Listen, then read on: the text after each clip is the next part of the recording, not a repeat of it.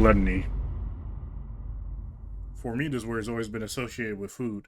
Lunchables, dinosaur nuggets, those Spider-Man popsicles that have the gumball eyes. Thanks to Nexign, Gluttony now has taken on a new meaning for me. And it is in the form of this bootleg Digimon.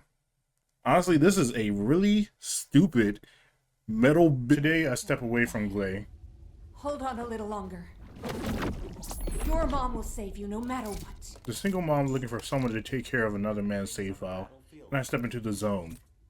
The end zone. One of the biggest points of contention for Enzo builds is going shield versus HP. With shield, you can pretty much become immortal, unless you know, end up dying. But it takes a really big hit, such as something like Gluttony, in order to end up knocking you down. So in these fights, I'm actually getting intentionally hit and not moving as much as I typically do. Now this setup can actually become even bulkier, which we'll talk about a little bit later. But this has been more than enough to stop me from dying at all. Provided with shield, we use increased shield, HP conversion shield, and amplification control. Now all of these increase shield, while amplification control also provides us with some skill effect range, which is important to this build for our fourth ability. For our external components, we have Swamp Recon, which is just giving us 275 shield. MP recovery out of combat is good, as well as the max HP. And then we have the Hungry Sonic Sensor, which is giving us max HP as well as the MP recovery in combat and max MP. We have the Hungry Sonic Memory, which is giving us defense as well as electric resistance. The electric resistance is not that important, but the defense does help us out a decent bit. And then we have a generic gold shield enhancement processor, which is giving us that max shield as well as the shield recovery modifier. That max shield is going to be the most important thing on this piece right here. The sensor as well as the memory can be swapped out with the ones that you're able to get from Pyromaniac called the Slayer set.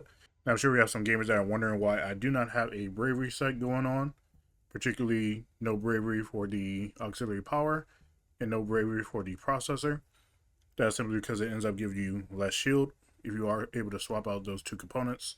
See that we are at 8,423 shield, and now we are at 8,341. And this processor is a slight bit better with max shield than the other processor that I just had on. So ends up being a little bit of a net loss. Ultimately, if you want the most efficient build, what you actually want is to have a auxiliary power, that's bravery, and you also want your sensor to be bravery. And right here, I can show you the differences between the three sets. Honestly, it's not that big of a difference between any of the three, but this does give you a few more options to play around with, just in case you are farming this set right now. And you might already have something that is better than what you thought you were going to get already. While our third ability allows us to heal a ton of shield, just going straight shield still does not feel that great. So we are setting at 738 at the moment. Now the problem with just being only shield is the fact that some things end up going through shield, and if by some magic you end up going down, which shouldn't happen inside this build because you're immortal, but some random bug might happen. Maybe Nexign just doesn't like you. But if you do end up going down, you don't end up replenishing your shield, you end up replenishing some HP, and if your HP is low, you end up in some type of like death loop, Tsukiyomi, Genjutsu type of thing, and it's not very fun. So I 100% recommend adding increased HP to the setup. So now we have our extra bulk for a little bit of extra security, and we also threw on our good old long grappling hook, because we want to be the ones that hook onto those shoulders most of the time. Unless our teams are really bad, then it's still useful, at least. Enzo has some of the best supporting skills inside the game. His first ability, Star Supply, supplies you with good old ammunition. Explosive Drone, you throw this out and it explodes a drone. Enhanced Combat Suit enhances your combat suit, give you good old shield. And then Perfect Support supplies you with good old bullets and gives you a big old firearm attack increase, as well as a firearm critical hit rate increase and a reload time modifier. Now this doesn't only apply to you, this applies to your allies as well. So this is a fantastic ability. If you are able to RNG a encrypted vault, maybe you rub a genie a few times, ideally you get yourself supply firearm enhancer, and when you throw this bad boy on, your first ability changes. Now you get this little barrel type thing And what it does is it increases your weak point damage as well as your firearm critical hit rate. Now we can take a look at what we have for our Enduring Legacy. We're sitting at a comfortable 33.48%. You throw on the barrel, walk beside it, and now we get those buffs. And we are now at 82% critical hit rate. So we get a drastic increase. And this buff stays with us until we end up reloading. Now this is something that everybody can utilize. So if you are playing inside this game and you see an Enzo drop this, please stand beside it. I have a lot of footage over these past 100 plus hours of playing this character where people are not picking up the critical hit rate and weak point damage increase. More specifically, Gleys. I have been seeing Gleys not pick it up. Even with the Python, this will give you a fantastic damage boost. Alright? It pains me to see it. Let's go ahead and take a look at Perfect Support again. We already talked about the firearm attack increase as well as the firearm critical hit rate increase. But something that is not shown here that is very relevant is that it has a range of how far it can reach out to attach to another player. Now, this is also increasable.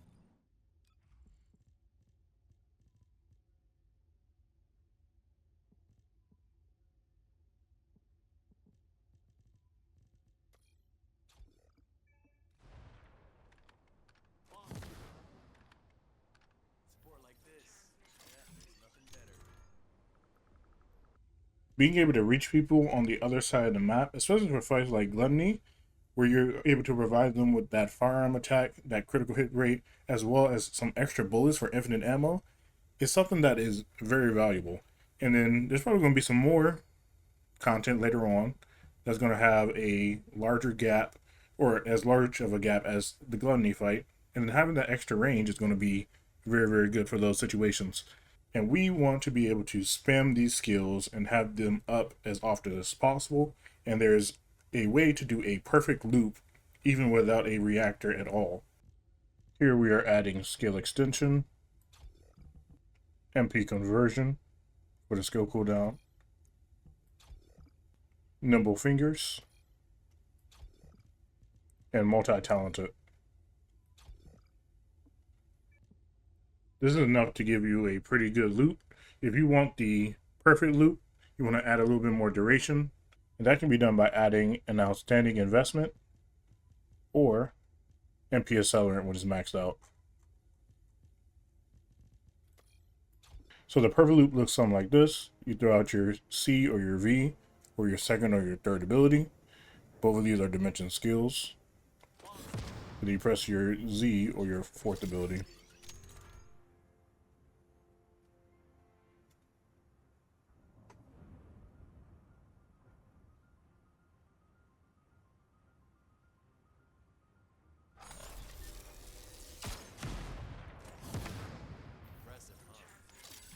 You have pretty much 100% uptime on your buffs, and these apply to everybody. So it's pretty clean. Now, I would say you don't actually need the extra duration, but if you just want a very clean playstyle, you do something like this. And it works with the Enduring Legacy too.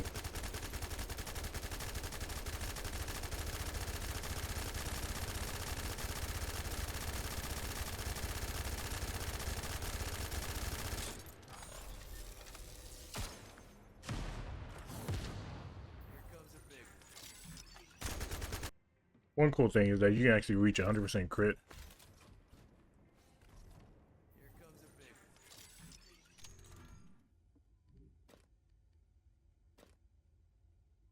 We finished off our main build by grabbing a reactor that has skill cooldown as well as skill effect range.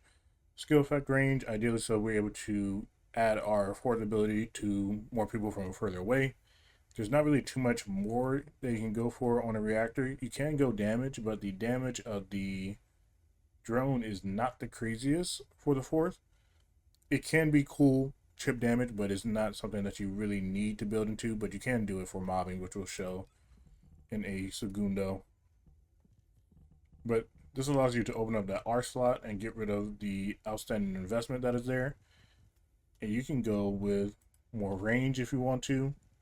So that way you can kind of try and guarantee that everybody gets the buff. You can go with increased defense, which I did not run inside this video at all. So you'll be even tankier than what you saw.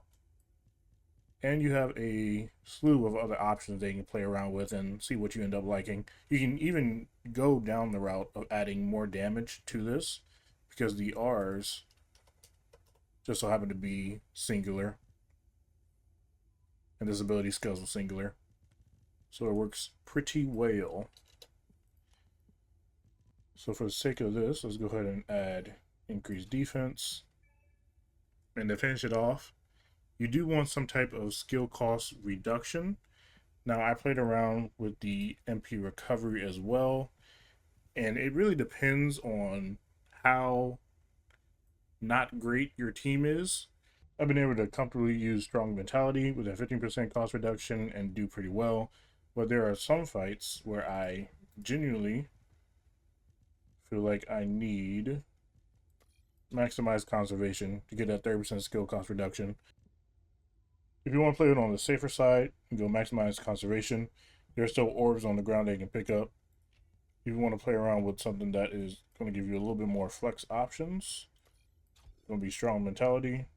And you can do some pretty cool things like max out your increased defense, which we showed a second ago. It uses as a flex slot for immunities. So you can deny burn, deny frost, deny electrocution. For the mobber setup, I run around with something like this. This is actually cool because it increases how far your drone targets.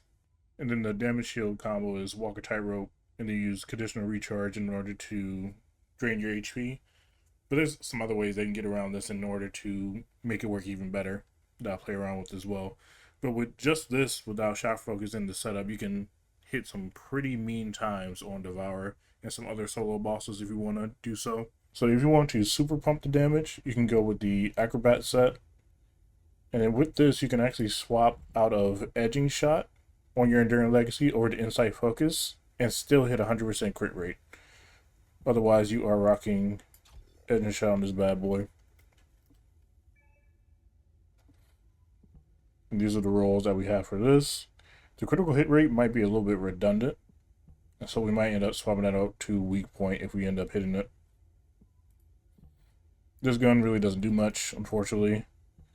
But Afterglow, Greg's. See these real quick. Pretty much the guns that have been meta for a while. You can actually do some really good mobbing with Sigvores as well. And then the Guardian Art 4 is fantastic for them. Because with this, when you end up reloading, that becomes your fire rate. So it is a very, very good mobbing weapon. And it's a solid bossing weapon for Enzo. But the reality is, your boy is not building this out anytime soon. Even with the high critical hit rate. That's all for your boy. If you have any questions, go ahead and let me know inside the good old comments below. Have the cool old Discord. And with this build, I was able to beat Gluttony a good chunk of times. Honestly, I think I have about a 50% win rate with this build with randoms, which is pretty high and also, you know, random RNG. But I feel like it has been a big help. Has been fun to play around with the mobbing setup. I'll probably end up throwing up some low HP Enzo builds or videos, because there's a few more things they can play around with. But overall, the character is dope, and I try to make the character look like Dante from Devil May Cry.